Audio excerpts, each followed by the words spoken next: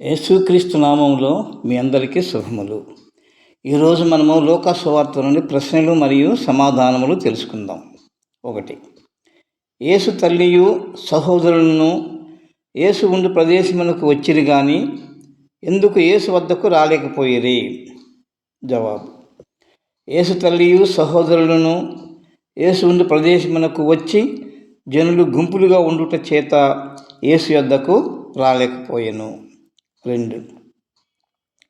నీ తల్లియు నీ సహోదరులను నిన్ను చూడగోర వచ్చిరని చెప్పినప్పుడు యేసు ఏమన్నారు? దేవుని వాక్యము విని దాని ప్రకారం జరిగించువారే నా తల్లియు నా సహోదరులని అక్కడి వారితో యేసు చెప్పాను. 3.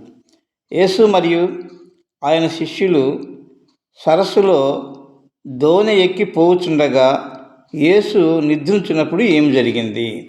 జవాబు: యేసు మరియు ఆయన శిష్యులు సరస్సులో దోణి ఎక్కి పోవుచుండగా యేసు నిద్రించినప్పుడు గాలి వాన సరస్సు మీదకు వచ్చి దోణి నిండినందున వారు అపాయకరమైన స్థితిలో నుండిరి. 4. దోణిలో నిద్రించుతున్న యేసునకు ఆయన శిష్యులు ఏమి లేపారు? జవాబు: యేసు శిష్యులు నిద్రించున్న యేసు వద్దకు వచ్చి ప్రభువా ప్రభువా నశించిపోతున్నామా అని చెప్పి ఆయనను లేపిరి. 5. దోణిలో నిద్రించున్న యేసు నిద్ర లేచి ఏం చేశారు? జవాబు: దోణిలో నిద్రించున్న యేసు నిద్ర లేచి గాలిని నీటి పొంగును గద్దింపగా అవి అణిగి నిమ్మడమాయెను. 6. యేసు గాలి నీటి పొంగు నిమ్మలమైన తరువాత యేసు తన శిష్యులతో ఏమన్నారు?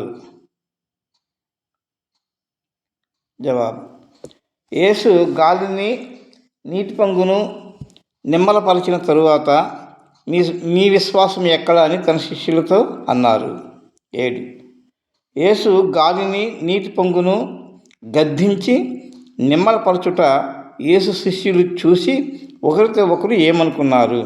జవాబు: యేసు గాలిని నీటి పొంగును గద్దించి నిమ్మలపరచుట చూచి యేసు శిష్యులు భయపడి ఈయన ఎవరో అని ఒకరితో ఒకరు చెప్పుకొని ఆశ్చర్యపోయిరి.